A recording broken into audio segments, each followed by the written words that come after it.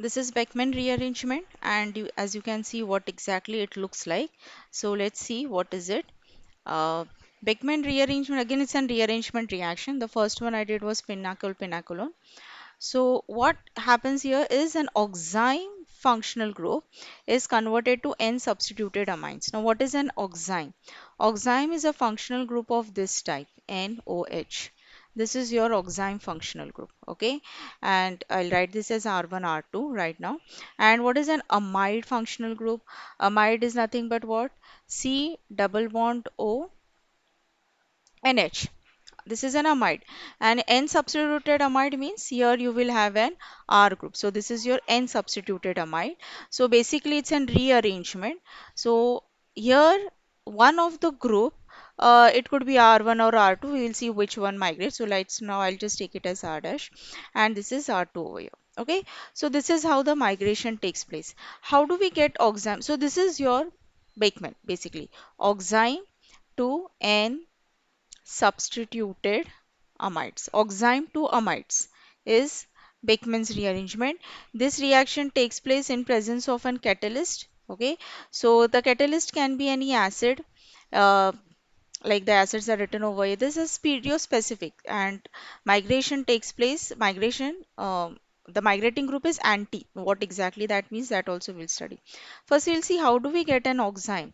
Oxime is formed when aldehydes and ketones react with hydroxyl amine. So sometimes you may get an two-step reaction where the aldehyde is or the ketone is given to you and hydroxylamine is given to you, and you are asked to convert it to a particular product. So this is how the water molecule gets eliminated and you get an oxime. So aldehyde or ketones react with hydroxylamine to give oximes, and oximes can be converted to amides by Beckmann rearrangement in presence of an acid as a catalyst. Not necessary it has to be a protic acid, it could be any acid. Okay, now let's study the mechanism. Ah, yes, anti means what? What do you mean by anti? Uh, I'll go in the mechanism and I'll explain you. Okay, so let's take the same thing. Now, I will not write the oxime in a plainer format, it will bit like this. So one is R1, R2 for example. Okay, so first step, so protonation. Where will the protonation takes place? At oxygen, not at nitrogen. Oxygen is more electronegative than nitrogen. Okay, so here OH becomes OH2 positive, leaving group is H2O now. Okay, so this group leaves. So this group leaves. And once this group leaves, there is migration. This is where the migration also takes place. Now, what I said is anti. So my OH group is over here. So the group opposite to OH group is R2. So this group is the anti group. This is the syn group, means on the same side. This is anti, means on the opposite side of OH. So whenever the reaction is given to you, you will always get this type of structure where you can easily identify which group is anti to the OH. So now today the anti group is what? R2. So once that H2O leaves, this migrate, sorry, this is N over here.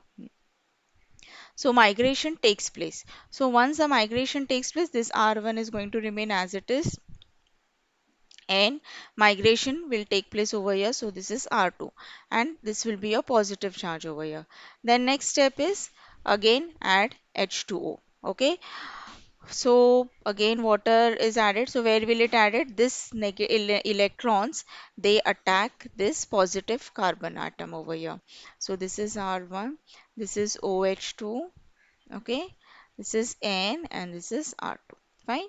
Now deprotonation takes place. Okay, one of the H leaves. So if that leaves, what you going to get? OH, OH, N, R2. Now what is this exactly?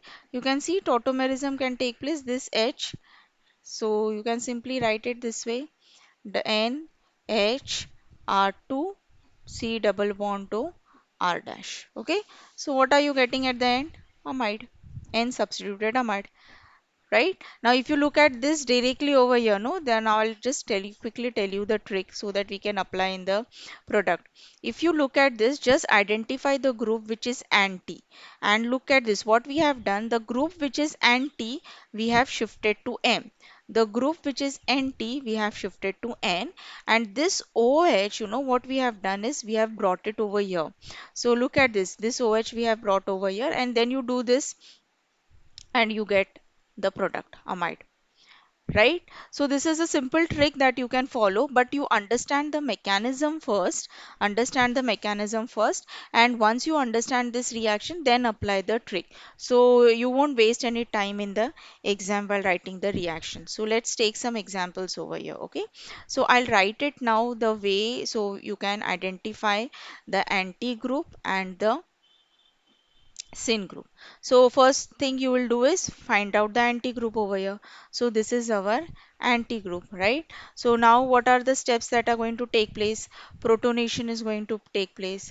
I'll do one example with the complete mechanism, and then we will study direct examples. Okay, so protonation will take place over here.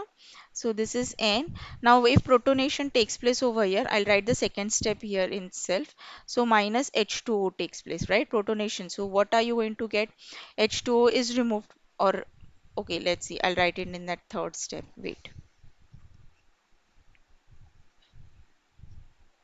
Hmm. So OH2, right? Now this group is going to leave. This is NT. This is going to migrate. So this is CH3 positive double bond N, and I'll write C6H5 and then H2O addition. So you have CH3, OH2, double bond N, C6H5. Then you have deprotonation.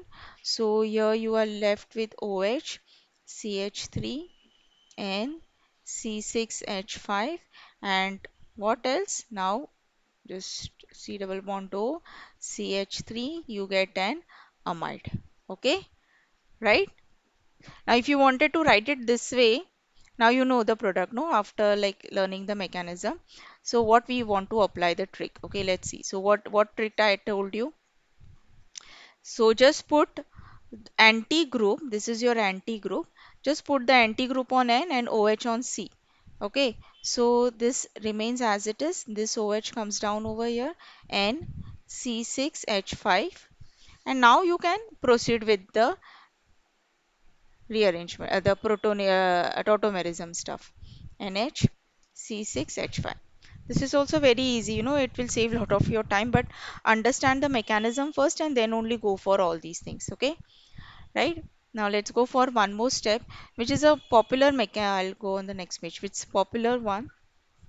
Most of the books are having this example. So this is NOH. Now this is the group which is anti, right? This is the anti group. So how the reaction is given, you will get an anhydroxylamine, and acid will be written over here. It could be any acid of those which I have given to you. Okay, the migration is going to take place for the anti group. So if this is my anti group, this group is going to migrate. No, this group is going to migrate to N. This is going to, what did I tell you? Just migrate to N and just bring this OH over here. You can also follow the mechanism, and at the end it will look like this. So I'll just show the migration. So if you want, you can put the numbers also. So if this is 1, 2, 3, 4, 5, and 6. So my first carbon now is going to migrate and form a bond with nitrogen. So this is 1, 2, 3, 4, 5, and see what happens. This is going to come over here. This is 6, no? This is 6. Okay, and this OH is going to come over here, right? And then do this, and I'll just rearrange it properly. This is nothing but epsilon caprolactam. I hope I've written it 1, 2, 3, 4, 5, 6, 7. Yeah, epsilon caprolactam. This is how your epsilon caprolactam is formed. Epsilon caprolactam is used as a starting material for reaction of nylon polymerization. 1, 2, 3, 4, 5, 6, 7. 1, 2, 3, 4, 5, 6, 7. Yeah, that's right. Okay. If you want mechanism, if you want, you can do that as well. Protonation. Not necessarily you will have that much time, because once you understand the mechanism, you don't have to show it again and again, because if 1 mark question is there, you don't have that much time also. So this is your leaving group minus H2O. This group is anti, will it will shift over here. Okay, so it will look like this.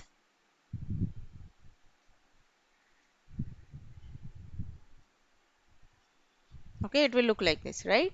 And that this is where you will get the positive charge, because the bond has broken over here, no? So this carbon, this is the carbon atom where which will you will get a positive charge, and then H2O will attack over here. Now let me rearrange it. Okay, this is OH2 minus H plus,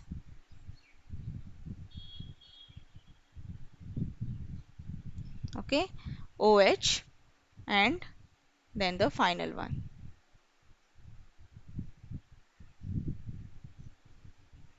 Count the number of rings, it should be a 7-membered ring. Okay, this is your epsilon, sorry, H, I forgot this H. This is your epsilon caprolactam. Got it? Okay, I hope you have understood this. One more example I'll take.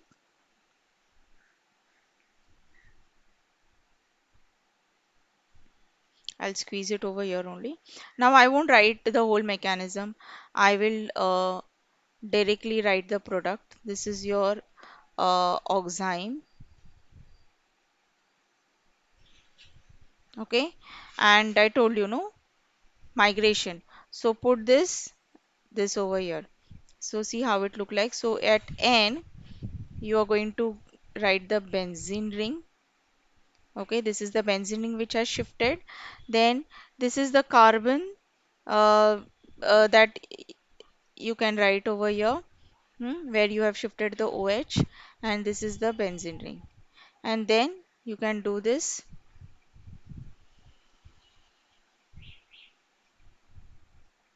NH C double bond O. Okay, this is the product. Fine.